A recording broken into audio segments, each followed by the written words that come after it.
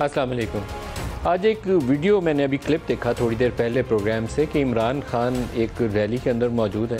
इनके साथ परवेज़ खटक भी हैं और तहरीक इंसाफ के दूसरे लोग भी हैं, और जो वहाँ इनके वर्कर्स मौजूद हैं उनसे हल्फ ले रहे हैं। वो हाथ उठाए हुए हैं और वो सारे इमरान खान के साथ कि हमने जिहाद करना है। मुझे वो मंज़र देख के लगा यही है कि इस्लामाबाद की सियासत जो है वो एक ऐसा रुख इख्तियार करने वाली है जिसमें टकराव यकीनी नज़र आता है, क्योंकि एक अहम अपॉइंटमेंट होने जा रही है और इमरान खान उससे पहले यकीनन कोशिश करेंगे, कभी इम्कान है कि उससे पहले पूरी कोशिश करेंगे कि इस्लामाबाद के ऊपर चढ़ाई करें, ये अलगार करें, हुकूमत को भी दबाव में लाएं और इस्टेब्लिशमेंट को भी दबाव में लाने की कोशिश करें।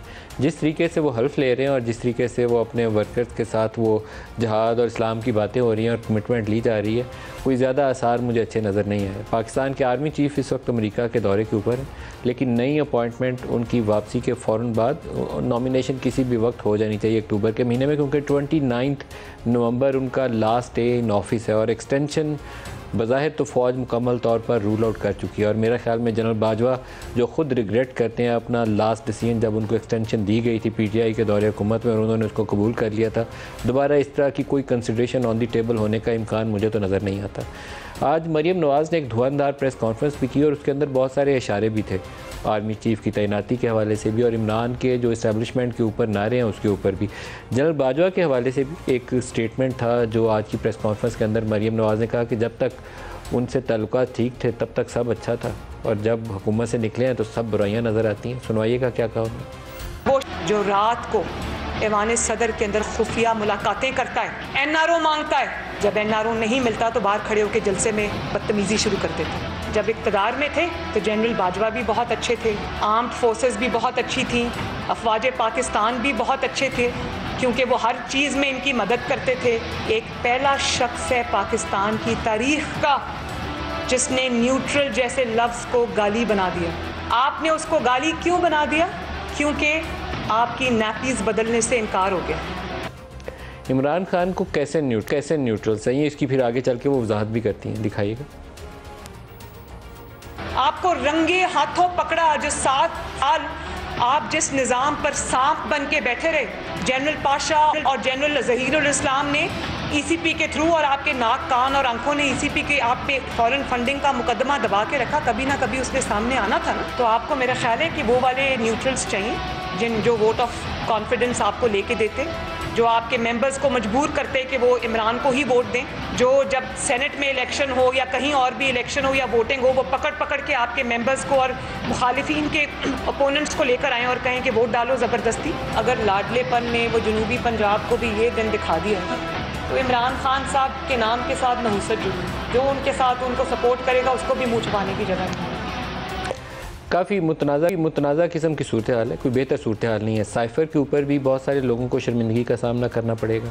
कुछ ऑडियो लीक्स कुछ आ चुकी हैं और कुछ मज़ीद आने के काफ़ी ज़्यादा चमगोइयाँ सोशल मीडिया के ऊपर, और उनमें से कुछ का आज के प्रोग्राम में हम आपको तस्दीक के लिए भी कुछ शख्सियात से बात करेंगे, पता चले कि उसके अंदर कितनी सदाकत थी।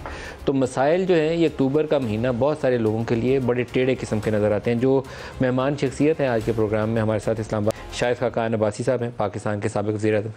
शाहिद खाकान अब्बासी साहब, बहुत शुक्रिया आप हमारे साथ शामिल हो रहे हैं। इससे पहले कि मैं आपसे पहला सवाल करूं, आपको एक मरीम नवाज़ की आज की प्रेस कॉन्फ्रेंस के अंदर से एक छोटा सा स्टेटमेंट है वो सुनाता हूं, फिर वहीं से गुफ्तगू आगाज़ करते हैं। दिखाइएगा जी। चौकीदार जो है अगर वो वतन की जो बॉर्डर्स हैं उनकी हिफाजत छोड़ के वो बनी गाला की हिफाजत करना शुरू कर दे तो फिर चौकीदार ठीक है। बनी गाला में हीरों की हिफाजत करना शुरू कर दें। इतने ऑनेस्ट ऑफिसर्स को आपने सिर्फ इसलिए बाहर निकाल दिया क्योंकि उन्होंने ये कहा था कि आपकी जो वाइफ है बतौर प्राइम मिनिस्टर आपके ऑफिस में उन्होंने जाके कहा था कि वो हीरो के हार रिश्वत में ले रही है, तो आपने उनको वहाँ से निकाल दिया।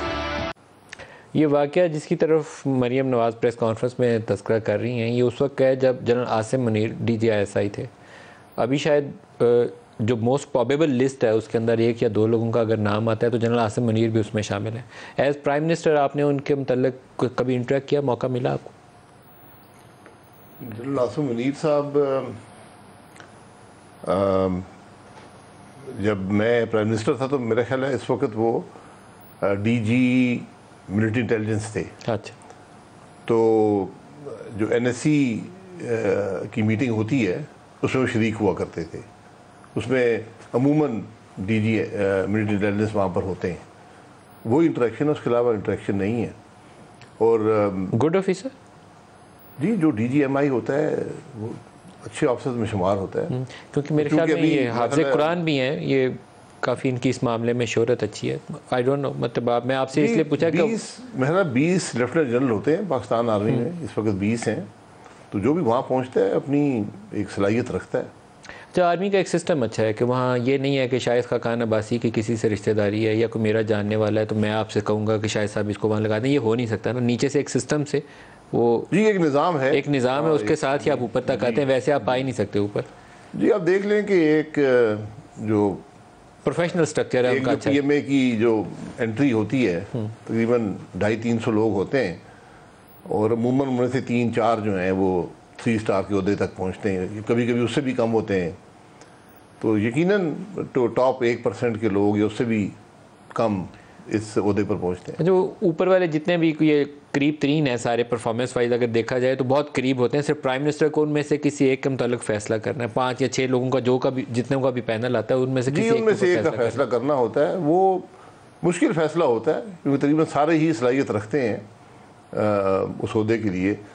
तो बहरहाल एक का चुनाव हो जाता है, और मेरे ख्याल अगर आप रिकॉर्ड देखें तो जो सिलेक्शन हुई हैं उस पर अमूमी तौर पर तारीख ने कोई मनफी तासुरात नहीं दिए।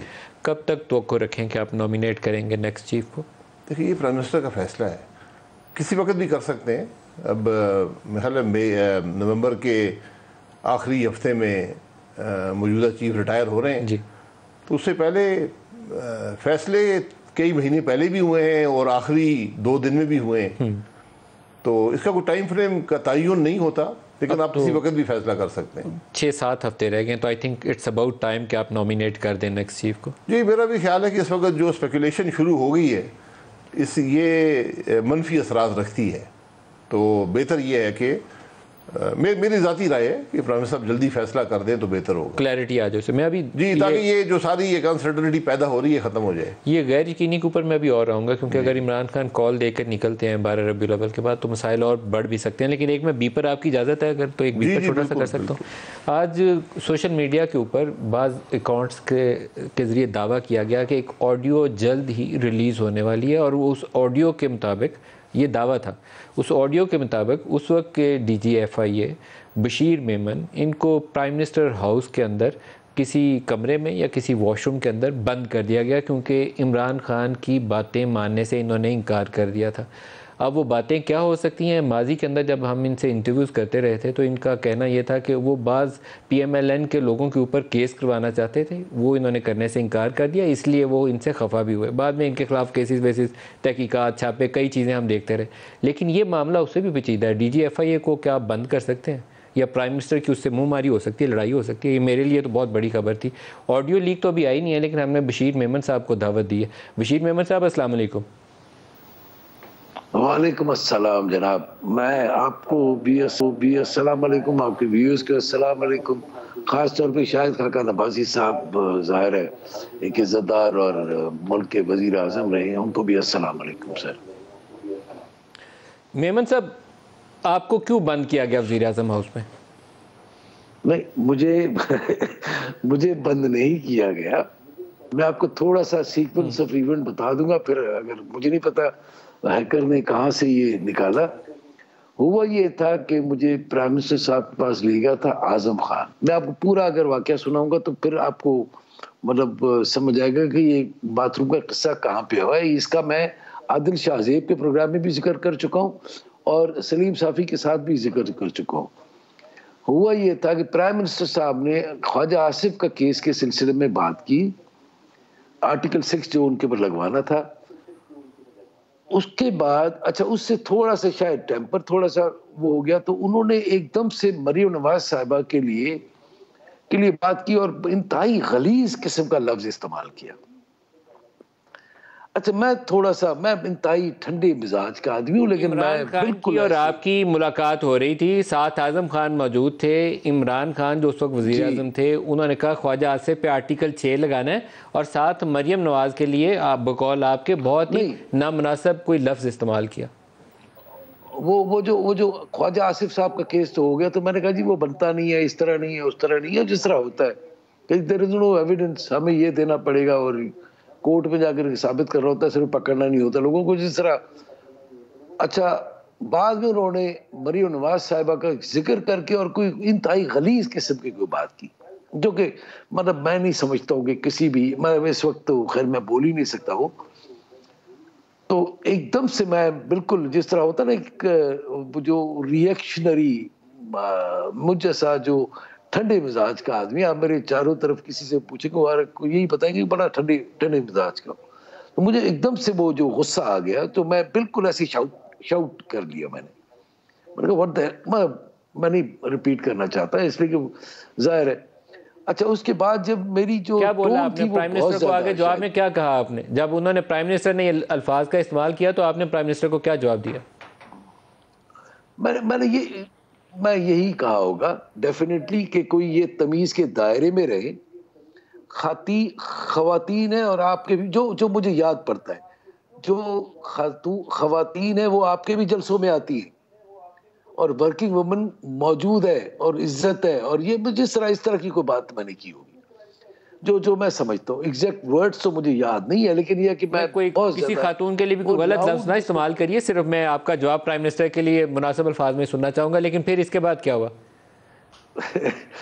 उसके बाद ये हुआ कि आजम खान ने मुझे एकदम से, उसने देखा कि शायद ये बहुत ज्यादा मतलब शाउट करी जा रहा है और मेरी टोन जो ना लाउड होती जा रही थी, जो मैं समझता हूँ कि मुझे गुस्सा बढ़ता जा रहा था कि ये मतलब बदनसीबी है मेरे मुल्क की कि वो आदमी जो एक खातून के लिए इस तरह की मार करता है और इस तरह की बातें करता है, वो मेरा वजीर आजम है। मतलब मेरे मुल्क, फिर आपको उन्होंने बंद कर दिया कमरे में, क्या किया? नहीं, मुझे फिर आजम साहब ने वो हाथ से पकड़े, मुझे कहता सर आजा, छोड़े सर, आजा। मुझे जब बाहर निकाला तो हाँ इतना मुझे याद है कि बाहर निकल के मैंने बहुत ज्यादा गंदी गलीज किस्म की बातें की होगी। तो अच्छा, मेरी टोन ढीली नहीं हो रही थी, तो वो मुझे लेकर के अपने ऑफिस में गया, तो वहां पे भी लोग बैठे हुए थे और मेरा गुस्सा खत्म नहीं हो रहा था, तो वो अपने ऑफिस के बाथरूम में जाकर के उसने बाथरूम का दरवाजा बंद किया, कहता है सर दुरूद शरीफ पढ़े, आप क्या कर रहे हैं? अब नमाज पढ़ते वुजू करते मर गए। मैं कहा खुदा का वास्ता है। अच्छा, बशीर मेमन और principal secretary to prime minister Azam Khan, इन्होंने आजम खान ने अपने आप को भी और आपको भी अपने वॉशरूम के अंदर लॉक कर लिया कि बशीर मेमन साहब गालियां नहीं निकालनी, गुस्सा नहीं करना। नहीं, गुस्सा नहीं करना, इसलिए कि पूरा स्टाफ देख रहा था ना, वो अर्दली और जो दूसरा भी तो स्टाफ होता है ना, तो मैं एक तरह से प्राइम मिनिस्टर ऑफिस से निकलूं और गुस्से में और गालियां देता हुआ, तो मतलब एक अच्छा वो प्राइम मिनिस्टर उधर ही जिधर थे उधर ही रह गए। ही वाज, मतलब मेरे लिए तो वो एक वजीर आजम नहीं था, मेरे लिए तो वो एक, तो इसका मतलब है कि वजीर आजम का ऑफिस भी, वो रास्ता भी और वो वॉशरूम भी आजम खान का, ये सारी जगह बग्ड होंगी, तभी आपकी वो हैकर साहब के पास या हैकर भाईजान के पास वो चीज़ें पहुंच गई हैं कि आपको वॉशरूम में लॉक किया गया। अच्छा, मैंने फिर हैकर भाईजान को आज हाथ जोड़ के मैं मदद करता हूँ कि जो मैंने वो गलत किया, मेहरबानी कीजिएगा उसे बीप चला दीजिएगा, इसलिए कि वो मेरे बच्चे ना सुन ले, वो ये कहेंगे कि हमारे अब्बू जो है, मेरी बेटी ना सुन ले, वो ये कहेगी कि मेरे अब्बू जो है इतनी गंदी और गलीज गालियां देते हैं। और मुझे याद है, मतलब I am a police officer, मुझे पता है कि कौन कितना दिलेर है। लोग कहते हैं ना कि जी ये हो जाएगा वो हो जाएगा, जिहाद कर रहे हैं, अभी जिहाद कर रहे हैं किसके साथ? हुकूमत के साथ। ओ भाई, सैलाब के साथ आके जिहाद करो, इन लोगों से सलाम लो, इन लोगों से कसम लो और इनको बोलो आकर के पानी निकाले, और हम जो सैलाब ज़दा लोग हैं उनके साथ आकर के खड़े हो, उसका काम करना चाहिए इनके कारकुनों को और इनको इधर आना चाहिए। नुक्ते पे वापस आ जाए, जब वो आप उस वॉशरूम से बाहर निकले, आजम खान के वॉशरूम से, तो उसके बाद से आपके ताल्लुकात जो थे वो तलखी उसमें आ गई इमरान खान से, क्योंकि बकौल आपने आर्टिकल 6 ख्वाजा आसिफ पे लगाने से इनकार कर दिया। मरियम के ऊपर जो उन्होंने अल्फाज का चुनाव किया, आपने उसके ऊपर प्राइम मिनिस्टर को वहीं पे खरी सुना दी कि ये तो अल्फाज का चुनाव दुरुस्ती नहीं है, आपको कहना नहीं चाहिए। तो फिर आपकी तलखी शुरू होगी उस वक्त के वज़ीर आज़म से। मैं समझता हूँ खरी का लफ्ज़ बड़ा नरम सा लफ्ज़ है, मैं जब मुझे पता है जब मैं गुस्से में होता हूँ तो जब उस वक्त मेरे चेहरे और मेरी आंखें बिल्कुल ऐसी वो थोड़ा सा हमारा आई एम पुलिस ऑफिसर, मुझे पता है कि मेरी क्या बॉडी लैंग्वेज होती है और क्या मैं किस तरह वो करता हूँ। और उनको तो ये वक्ता पड़ गया था कि ये कहीं मतलब जिस तरह होता है आजम मुझे गले में हाथ डाल के और फिर वो सर ना करे सर खुदा के वास्ते कितना वो वैसे ही मेरे टाई की तारीफ कर रहे जिस तरह के ध्यान बटन में दफा हो जाओ टाई माई को गोली मार गया। मतलब मैं कोई अल्फाज नहीं कहना चाहता लेकिन यह है कि अगर क्विकली सिर्फ इतना बता दें कि ये वो जो हैकर भाईजान है उनको कैसे पता चला ना। ये देखें आप वज़ीर आज़म के ऑफिस और आज़म खान के वॉशरूम पूरा ऑफिस घूम के उसके वॉशरूम में जाके बंद हुए हैं ना, इसका मतलब है कि वो पूरा हिस्सा सारा ही बग था। बदनसीबी है कि ये शायद होती होंगी, मुझे नहीं पता, मैंने चूंकि वो प्राइम मिनिस्टर सिक्योरिटी में कभी काम नहीं किया, बग होती होंगी, मैंने उस लिहाज से बग होती होंगी लेकिन ये लीक नहीं होती होंगी और लीक नहीं होती होगी उसकी इंक्वायरी होनी चाहिए कि कौन ये लीक कर रहा है, या तो कह दें कि ये झूठ है। मतलब खुद प्राइम मिनिस्टर साहब जो एक्स प्राइम मिनिस्टर साहब हैं उन्होंने फरमाया एक जलसे में कि मरीम नवाज साहिबा किसी को कह रही हैं कि वो मैं नाअहल हो जाऊंगा, ये भी लीक आने वाली है, इसका मकसद इन्होंने करवाई है और उन्हीं का है। ये सब मेन प्रिंसिपल अक्यूज्ड यही बनते हैं खुद, और चौधरी फवाद जिनको पता है कि वो हैकर बेच रहा है, इसका मकसद है कि उनको पता है सारे का सारा। मतलब खुदा की पनाह है, पाकिस्तान को इन्होंने पता नहीं क्या बना दिया है, बनाना चाहते थे। बाकी तो जो काम होगा लेकिन आपकी ज़ुबानी ये तस्दीक होगी कि जो आज ऑडियो लीक आने की अभी खबर है, हो सकता है किसी वक्त रात में आई जाए, उसकी आप तस्दीक कर दी कि वॉशरूम में बंद हुए थे लेकिन आपको किया नहीं गया था। आज़म खान ने खुद से आपको और अपने आप को लॉक कर लिया था आपका गुस्सा ठंडा करने के लिए। आपका बहुत शुक्रिया बशीर मेमन साहब, आपने हमें ज्वाइन किया। ऑडियो लीक के एक हिस्से की वजाहत है क्योंकि दावे इस वक्त बहुत सारे हैं और एक दूसरे से मुतज़ाद दावे हैं, तो जब तक उनकी तस्दीक ना हो जाए मैं उसके ऊपर ज़्यादा ख्याल दराई नहीं कर सकता। शाहिद साहब आपने वो खबरें तो सुनी ली और बशीर मेमन साहब का जवाब भी सुन लिया, तो किस किस्म के मामला वज़ीर आज़म हाउस में आप खुद भी रहे हैं, सारा वज़ीर आज़म हाउस बग्ड होता है ऐसे ही, सारी बातें खुली रिकॉर्ड भी होती हैं? लेकिन बग्ड का मुझे पता नहीं है, आजकल जो डिवाइसेस हैं हर चीज़ कोई चीज़ भी महफूज नहीं है मैं समझता हूँ जी। लेकिन ये हमारी बदकिस्मती है कि वज़ीर आज़म हाउस की भी जो बातचीत हुई है वहाँ पर या होती रही है वो सब अवेलेबल है। जो अभी लास्ट वाली शहबाज साहब की आई है उसमें अयाज सादक भी बैठे हैं, ख्वाजा आसिफ भी बैठे हैं, जहाँ वो डिस्क्वालिफिकेशन का जिक्र हो रहा है, एहसन इकबाल बैठे हुए हैं, तो इसका मतलब है कि ये कंटिन्यूस एक प्रोसेस था जो कुछ अरसे से चल रहा था, सब चीज़ें रिकॉर्ड होंगी। जी, वज़ीर आज़म हाउस में सुबह से शाम तक मीटिंग्स होती हैं, वज़ीर आज़म के ऑफिस में भी होती हैं, हाउस में भी होती हैं, तो ये बड़ी अजीब बात है कि ये सब अब पब्लिक नॉलेज में चली गई हैं और मीटिंग में हर तरह की बात होती है। वहाँ पर चूँकि तबादला ख्याल होता है, इश्यूज़ को डिस्कस किया जाता है, तो हर शख्स अपनी राय देता है, जिसको अगर आप आइसोलेशन में देखेंगे तो उसके बहुत से मतलब अखज़ किए जा सकते हैं। वज़ीर आज़म हाउस में डिस्कशन होने में तो खैर कोई मज़ाइका नहीं है, अपनी राय देने में भी मज़ाइका नहीं है, लेकिन इस तरह रिकॉर्डिंग हो जाना दैट इज़ अनफॉर्चुनेट, क्योंकि वज़ीर आज़म हाउस है, कोई ऐसी नहीं है, कोई जगह ऐसे भी नहीं किसी की प्राइवेसी में आप मुखर नहीं हो सकते। अगर टेलीफोन आपके पास है तो वो भी रिकॉर्ड हो सकता है, दीगर भी तरीके हैं, कमरे के अंदर भी कोई रिकॉर्डिंग डिवाइस हो सकती है, हर किस्म के तरीके हैं। कल एक इंटरव्यू के अंदर इमरान खान ने कहा कि उनकी अहलिया की कॉल जो थी एक सिक्योर्ड लाइन से रिकॉर्ड की गई, और वो मैं अगर दुरुस्त समझता हूँ तो वो वही कॉल है मशहूर ज़माना जिसमें वो जुमला दोहराया जाता है कि अरसलान बेटा इसको भी गद्दारी से जोड़ दो, इस ख़त को भी गद्दारी से जोड़ दो और उसको भी गद्दारी से जोड़। ये मतलब जहाँ वो चीज़ अफसोसनाक है कि बीबी का ये रोल नहीं है, उनको ये रोल नहीं अदा करना चाहिए, उनको दूर रहना चाहिए था इस मामले से। गद्दारी तो पूरे मुल्क में फसाद वाली कहते हैं, लेकिन सिक्योर्ड लाइन रिकॉर्ड होना, सिक्योर्ड लाइन कौन सी, कोई सिक्योर्ड लाइन नहीं होती, अब हर चीज़ रिकॉर्ड हो सकती है। सबसे पहले सिक्योर्ड लाइन के रिकॉर्ड होने का मैं एक तारीखी वाक़या, धरने के दिनों में PMLN ने एक बड़ी अहम शख्सियत की आप पारा की कॉल रिकॉर्ड की थी, जिससे पता चला था कि धरने को बैक कौन कर रहा है। आप ही के ज़माने में मुशाहिदुल्लाह खान ने उसके ऊपर इजहार ख्याल कर दिया, उनकी वजारत चली गई। तो there is no secure line in Islamabad, किसी इदारे की भी लाइन सिक्योर लाइन टेक्नोलॉजी अब आ गई है, तो अगर वो आप रखते हैं तो बहुत मुश्किल है कि सिक्योर कोई कम्युनिकेशन हो।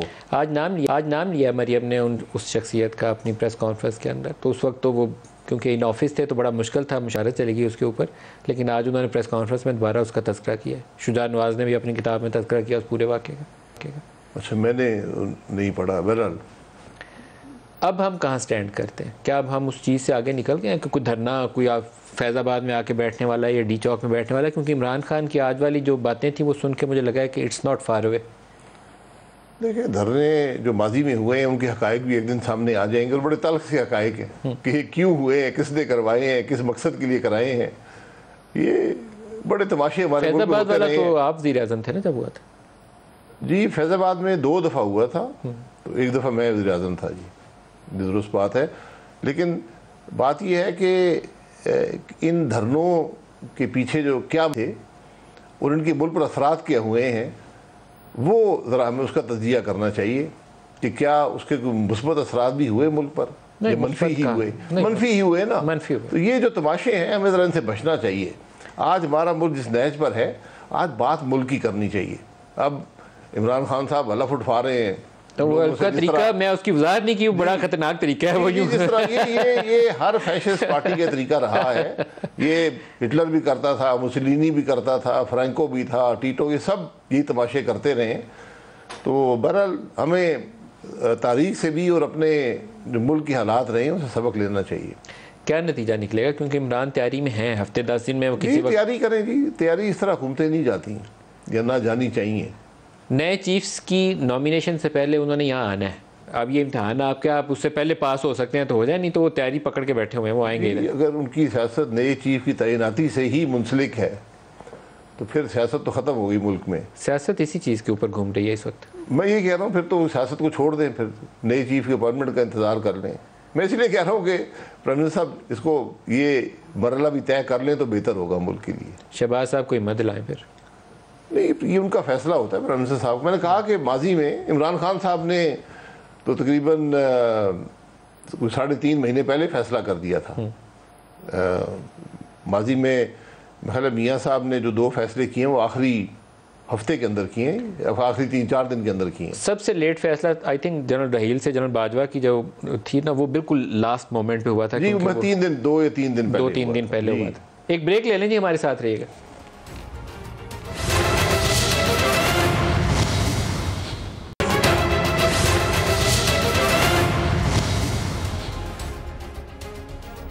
प्रोग्राम में दोबारा खुश आमदीद कहते हैं। 2014 के धरने का अंजाम अच्छा नहीं था। उसके बाद पीटीवी स्टेशन और पार्लियामेंट के ऊपर अटैक वाली कैफियत थी प्रोटेस्टर्स की जानिब से। इमरान खान अगर अक्टूबर के सेकंड हाफ में किसी वक्त भी इस्लामाबाद में धरने की, लॉन्ग मार्च की या प्रोटेस्ट की दोबारा कॉल देते हैं, जिसके लिए पिछले 3-4 महीनों में वो 50-60 जलसे करके लोगों को मोबिलाइज़ कर चुके हैं, और जितने पॉसिबल एंगल हो सकते हैं लोगों को मोटिवेट करने के लिए, उसमें एंटी इस्टेब्लिशमेंट बयानियाँ बहुत पॉपुलर होता है, एंटी अमेरिकनिज़म बहुत पॉपुलर होता है, और उससे भी बढ़कर अगर किसी को आपने सही से चार्ज करना हो तो फिर आपको मज़हब इस्तेमाल करना होता है। तो वो जो मजहबी टच है, इस्लामिक टच है, वो जो उनके डिप्टी स्पीकर ने कहा था, तो इस्लामिक टच वो हर जलसे में देते हैं। तो तैयारी रखिए कि इस्लामाबाद के हालात जो हैं, शाहिद खान साहब, आपके काबू से बाहर ना हो जाए, आपको तैयारी में रहना चाहिए। देखिए, इस्लामाबाद मुल्क का दारुल हुकूमत है, काबू से बाहर करना हो तो फिर आपको उसकी कीमत भी अदा करनी पड़ेगी। मैं माज़रत से कहता हूँ, क्योंकि ये तमाशे पहले बहुत हो चुके हैं, ये चलते नहीं हैं और ना चल सकते हैं, ना चलने चाहिए। इमरान खान साहब वज़ीर आज़म रहे हैं, तरह इन बातों को सोच लें। जहाद का वो नारा लगा के लोगों को लाएंगे, और आप तो मुझे लगता है वो कहीं आपको वो इनफिडल ही न करार दे रहे हैं। मुझे उनके जो रवैये से ये भी खतरा नज़र आता है कि वो भी न करार दे दें। ये झूठ की कोई हद नहीं होती, आप हर किस्म का झूठ बोल सकते हैं। इसलिए बहरहाल ये चीज़ें कभी भी इन्होंने किसी को फ़ायदा नहीं पहुँचाया। अगर उनको तवक्को है कि उनको इक़्तिदार मिल जाएगा इस काम से, तो वो मुमकिन नहीं है। इक़्तिदार तो इस काम से नहीं मिलेगा, लेकिन जिस चीज़ का खौफ, टू बी वेरी ऑनेस्ट, मुझे लगता है कि फैज़ाबाद में क्या हुआ था, कुछ लोग चौधरी निसार के घर की तरफ चढ़ाई कर दी थी, मजबूरन आपको डिफेंड करना था, तो 5-6 लाशें गिर गई थी। अब पार्लियामेंट में कुछ चढ़ दौड़े या पीटीवी स्टेशन पे, तो आपको डिफेंड करना है ना। रियासत अपनी बिल्डिंग को छोड़, रियासत तो अपने आप को डिफेंड करेगी। इमरान खान साहब पहले भी तमाशे कर चुके हैं, तो जब डिफेंड करेंगे तो क्या होगा लोगों को? जी, तो फिर जो ये काम कर रहे हैं उनको सोचना चाहिए इन बातों के बारे में। तो आई एम एक्चुअली कंसर्न कि ये सूरत हाल काबू से बाहर। बिल्कुल, ये सबके लिए कंसर्न की बात है। ये लीडरशिप के तकाजे होते हैं कि आप अपनी इक़्तिदार की हवस में लोगों को उसकी भीड़ ना चढ़ा दें। पाकिस्तान में कुछ अरसे में जो एक मनफी रुझानात आए हैं ना, जिसके अंदर हमारी इस्टेब्लिशमेंट को भी अपने पूरे रोल को रीथिंक और रीअसेस करना चाहिए। ये जो 5th जनरेशन वॉरियर्स हैं सोशल मीडिया के ऊपर, जिन्होंने फ़ौज के लिए नेगेटिव ट्रेंड्स लाए, आज भी शायद कुछ लोग पकड़े हैं, उन्होंने गालियाँ निकाली और क्या कुछ किया, आर्मी चीफ़ के लिए क्या कुछ कहा। वो त्यारे हादसे में हमारे जनरल से लेकर सिपाही तक शहीद हो गए थे, उनके लिए नहीं रुके। उसमें उनको भी अपना रोल गौर करना चाहिए। ये 5th जनरेशन वॉरियर्स तैयार करके फिर आप क्या कर रहे हैं, मुझे नहीं समझ आई। क्या इमरान खान की सियासत भी उसी में से? ये जो एक वर्चुअल एग्जिस्टेंस है और जो रियलिटी है, इसका फ़र्क मिटता जा रहा है। तो जो आप वहाँ पे इस वक्त लोगों को कह रहे हैं, वो आज माशरे का हिस्सा बनता जा रहा है और उसकी एक फिज़िकल मैनिफेस्टेशन जिसे कहते हैं, यानी वो अमलन भी वो लोग वो काम शुरू कर देंगे। आज इज़्ज़त मिटती जा रही है, छोटे बड़े का फ़र्क मिटता जा रहा है, बिल्कुल किसी बड़े की इज़्ज़त मिटती जा रही है। तो ये जो है, ये तोहफे इमरान खान साहब ने दिए हैं, ये बड़ा वक्त लगेगा इनको ख़त्म करना। अपने पूरी जो माशरती रवायात थी ना, हमने वो तबाह जी, वो ख़त्म हो गई। और इमरान खान के 2014 के धरने के जो भी उस्ताद थे, क्योंकि उनके पीछे एक पैट्रोनेज मौजूद थी, उन्होंने उनको तरीक़ा सियासत यही सिखाया था, चढ़ दौड़ो। तो अभी भी चढ़ दौड़ने की तैयारी कर रहे हैं। गाली की सियासत अब आम बन चुकी है। कल आप कोई बाइज़्ज़त आदमी सियासत में नहीं आएगा। आपकी पार्टी के अंदर भी हालात अच्छे नहीं हैं। डार साहब और मिफ्ता के बयान देखें तो लगता यह है कि दो मुतहारक ग्रुप हैं और आपस में एक दूसरे के खिलाफ बयान दे रहे हैं। कोई मुतहारक ग्रुप नहीं है। मिफ्ता साहब फाइनेंस मिनिस्टर थे, वज़ीर साहब ने बेहतर समझा कि डार साहब काम करेंगे, उन्होंने डार साहब को वहाँ पर लगा दिया। ये वज़ीर का हक़ होता है, उनका प्रेरोगेटिव होता है कि वो जिसको मर्ज़ी ओहदे पर लगाएं। मिफ्ता साहब ने एक तकरीर की, उन्होंने मेरे ख्याल तक प्रेस को कहा है, लेकिन मुझे लोगों ने बताया कि तकरीर में कहा है कि जो फैसला पेट्रोलियम लेवी जो हमने कमिटमेंट की हुई है और जो पिछली गवर्नमेंट ने कमिटमेंट की थी, हमारी गवर्नमेंट की नहीं है लेकिन वो रिव्यू का हिस्सा थी, तो उसमें वो नहीं लगी। इस दफ़ा पहली तारीख को लगती है 5 रुपये। तो उन्होंने कहा कि ये फैसला IMF के हवाले से अच्छा नहीं होगा। तो ये उनकी राय है। मेरा ज़ाती ख्याल है कि पब्लिकली ये बात नहीं करनी चाहिए। जब आप एक जमात में हों तो जो भी आपके खदशात हों, आपके तहफ़्फ़ुज़ात हों, वो प्राइवेटली करने चाहिए। ये बदकिस्मती से एक रवायत सी हमारी बन गई है पिछले चंद महीनों में कि लोग प्रेस कॉन्फ्रेंस भी अपनी जमात के ख़िलाफ़ कर रहे हैं और ये सब बातें वो होती हैं। बहरहाल ये दो कैंप है आपकी जमात के अंदर? नहीं, कोई कैंप नहीं है, यकीन करें, कोई कैंप नहीं है। क्लियर था, बड़ी डिवीजन क्लियर थी। नहीं, कोई डिवीजन नहीं। मैं माज़रत से जो डार साहब के करीदी, नहीं मैं आपसे मुतफिक नहीं हूँ सर, मैं सारा दिन आप लोगों से मिलता हूँ, इसलिए मैं इस मामले में आपसे बेहतर आज़ादी से राय दे सकता हूँ। इख्तिलाफ राय बिल्कुल है, लिखा रहता है, इख्तिलाफ राय अच्छी चीज़ है। बल्कि कुछ लोग ये कहते हैं कि बड़ी जमहूरी पार्टी है, लोग अपनी जमात के खिलाफ प्रेस कॉन्फ्रेंसें कर रहे हैं, बुज़रा प्रेस कॉन्फ्रेंसें कर रहे हैं। वो करें ना, शहबाज शरीफ और हमजा के ऊपर करें तो फिर तो मज़ा है ना। वो तो मिफ्ता के ऊपर करना आसान है। जब आप हुकूमत के बारे में बात करते हैं तो तनकीद वज़ीर आज़म पर ही होती है ना। अगर आपके अपने MNA या अपने वज़रा बात कर रहे हैं तो ये जमहूरी हक़ तो उनका है, लेकिन मेरा ख्याल है कि तकाज़ा जो इन मामलात का होता है वो यही होता है कि अपने फोरम जो प्राइवेटली ये बात करनी चाहिए। अच्छा, इसाक डार के आने से एक तो अभी तक चीज़ है कि रुपया आपका तगड़ा हो रहा है, पता नहीं संभाल पाएंगे कि नहीं, लेकिन अभी तक तो तगड़ा हो रहा है। 225 पे आ गया, 242 पे। जी, रुपया आपके एक हद तक आएगा नीचे, उसी हद पे रहेगा। मेरे ख्याल में 217, 18, 19 इस रेंज में ये ला सकते हैं एडमिनिस्ट्रेटिव मेजर से। उसके बाद डॉलर बेचने पड़ेंगे जो है। एडमिनिस्ट्रेटिव मेजर से नहीं आता, ये सप्लाई डिमांड का इशू होता है। तो आप मेरा जो लोग कहते हैं कि रुपये की कीमत 210 के लगभग होगी, इसी हद पर रहे। अगर कमोडिटी प्राइसेस ज़्यादा नीचे आती हैं तो फिर शायद 200 तक भी आ जाए। ये सारी सप्लाई डिमांड की बात है। 210 तक आने के लिए ज़रूरी है कि ऑयल के अंदर कोई $8-10 की और कमी आ जाए, फिर आप इसको नीचे ला सकते हैं। बिल्कुल, मैं ये कह रहा हूँ कमोडिटी प्राइसेस अगर नीचे आएंगी तो यकीनन सितंबर के महीने के आज ट्रेड के नंबर पोस्ट हुए हैं। $2.9 बिलियन का ट्रेड डेफिसिट है। आपकी इंपोर्ट्स नीचे आई हैं तो साथ आपकी एक्सपोर्ट्स भी नीचे आ गई हैं, तो which is not a good sign ना। तो आप $2.9 बिलियन का ट्रेड डेफिसिट अभी तो आप रेमिटेंसेस से निकाल लेंगे, लेकिन you are not getting anything. आपके ऊपर बोझ अभी डॉलरों का उतना ही पड़ा। बिल्कुल, आपको उसको मैनेज करना पड़ेगा। दुनिया में भी रिसेशन है इस वक्त, एक बड़ा सीरियस क्राइसिस है, एनर्जी क्राइसिस है, उसकी वजह से दुनिया में रिसेशन आ रहा है। तो उसको आपको मैनेज, और कोई तरीका नहीं है, मैनेज करना पड़ेगा। मरियम आप जाएंगी लंदन और ख़बर यह है कि ये अपने वालिद मोहतरम के साथ वापस आएंगी, नवाज शरीफ साथ आएंगे। नवाज शरीफ साहब खुद भी आ सकते हैं, उनको जब भी वो फैसला करेंगे। ना खुद गए थे ना खुद उन्होंने आना है, आने के लिए भी इंतजार कर रहे हैं। नहीं, खुद नहीं गए थे, बीमार थे और गए थे, और उसमें अदालतें भी मुलव्वस थी, हुकूमत भी मुलव्वस थी। आज सारे उससे कहते हैं हमें पता नहीं था, तो वो आएंगे। लफ्ज़ बड़ा मज़े से इस्तेमाल किया, अदालतें भी मुलव्वस थी, हुकूमत भी मुलव्वस थी। मैं मुलव्वस का लफ्ज़ नहीं कहता, चले सबको, सबकी मंशा से, सबकी इजाज़त से वो गए थे। और एस्टैब्लिशमेंट की इजाज़त भी शामिल थी। एस्टैब्लिशमेंट की ज़रूरी, अगर आप, हर आदमी कहता है कि ज़रूरी, अगर ज़रूरी है, आप ये समझते हैं कि उनकी इजाज़त के बगैर काम नहीं हो सकता, तो फिर यकीनन अगर मुल्क से गए हैं। मुझे कोई ऐसा इल्म नहीं है कि एस्टैब्लिशमेंट को इजाज़त चाहिए होती है। मेरे तो ख्याल में उनकी ब्लेसिंग से गए थे, उसके बगैर जा नहीं थे सकते। वो तो हम समझते हैं कि हर पाकिस्तान में हर काम उनकी ब्लेसिंग से ही होता है। अगर होता तो फिर इक़्तिदार उनके हवाले ही कर दे, फिर मैं और आप छोड़े। आप इंटरव्यू एस्टैब्लिशमेंट का कर लिया करें। उनको अभी इंटरव्यू देने का मेरे ख्याल में अपने प्रोटोकॉल में तब्दीली नहीं की। जिस दिन वो उन्होंने फैसला कर लिया तो हम ज़्यादा फ्रीक्वेंटली उनके ही कर रहे होंगे आपकी बजाय। एक ब्रेक ले लें, हमारे साथ रहिएगा।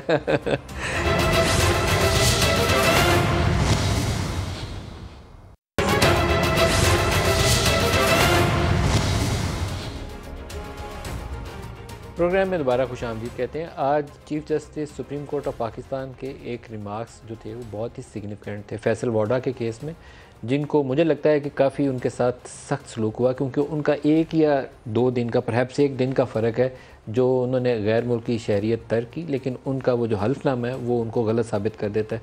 जिस वक्त वो हाउस के मेंबर बनते हैं उस वक्त थे या नहीं थे। 62(1)(f जिसके ऊपर ताहयात नाअहली होती है और इलेक्शन कमीशन ने उसके ऊपर फैसला किया है, इसी में नवाज़ शरीफ की नाअहली हुई, क्योंकि सुप्रीम कोर्ट ऑफ पाकिस्तान ने उनको ताहयात नाअहल इसलिए करार दे दिया कि वो अकाउंट रिसीवेबल में 10,000 दिरहम उन्होंने बताए नहीं थे, तो उन्होंने कहा आप सादिक और अमीन नहीं रहे। जहांगीर तरीन को भी इसी मामले में 62(1)(f लगाएगी। तो शायद का कहना अब्बासी साहब, सादिक और अमीन 62(1)(f, कल सेनेट में एक आध बिल भी आया, सुप्रीम कोर्ट के रिमार्क्स भी आए हैं, क्या होने जा रहा है इसके ऊपर? तो ये एक लंबी डिबेट है कि सादिक और अमीन कौन है और कौन नहीं, उसका तयन कौन करेगा। ये तकरीबन नामुमकिन बात है। अगर सदाकत और अमानत की बात करें तो फिर हम सब फारिग हो जाएंगे। मैं भी हो जाऊंगा, नदी मलिक साहब भी हो जाएंगे, बाकी भी हो जाएंगे।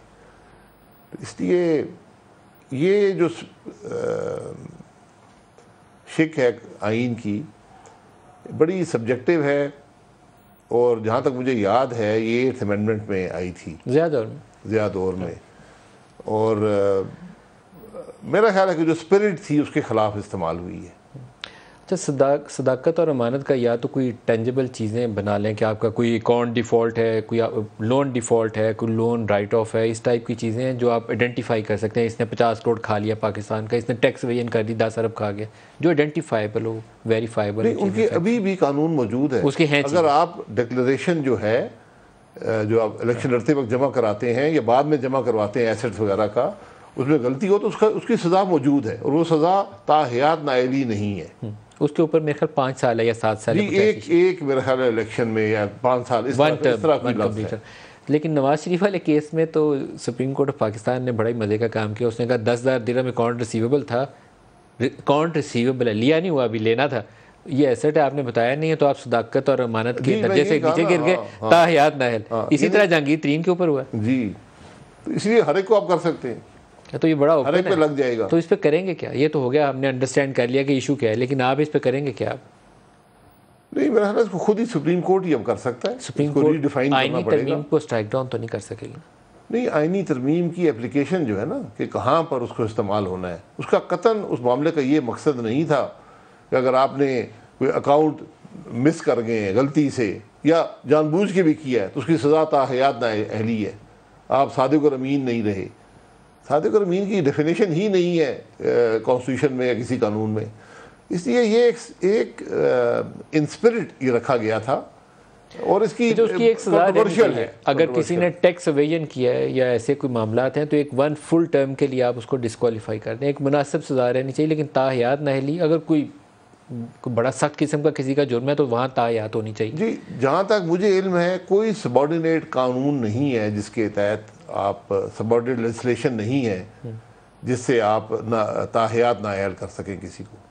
कोई रूल्स वगैरह इसके नीचे नहीं बने? कोई कानून नहीं है जहाँ तक मेरी नॉलेज है, हो सकता हो लेकिन मेरी नॉलेज में कोई ऐसा कानून नहीं है जिसमें किसी भी किसी भी काम में ताहियात नाअहली हो। फैसल वाडा का भी मामला देख लें तो उसका एक दिन का शायद फ़र्क है, एक दिन है या 2 दिन है एग्जैक्टली पता नहीं, शायद एक दिन का फ़र्क है। जितने भी दिन है तो काफ़ी सख्त है उसका। हाँ बिल्कुल, उनका भी यही था कि नाअहल तो वो होने थे, लेकिन वही कितने अरसे के लिए होने थे, ये सारी बात मतलब एक टर्म के लिए कर दें कि इस पे आपने इलेक्शन लड़ा था, एक दिन का फ़र्क था, तो आप इस टर्म के लिए तो आप फारिग हैं, अगली दफ़ा फैसला भी आया 3 साल के बाद, 4 साल के बाद, वो भी शुक्र करें आगे आना नहीं था, पता नहीं कैसे ये कह रहा हूँ ना, मतलब ये भी देख लें कि फैसले भी किस तरह आते हैं। इलेक्शन का भी सर आखिरी सवाल, इलेक्शन मेरा ख्याल है हुकूमत को टर्म पूरी करनी है, उसके बाद इलेक्शन होंगे।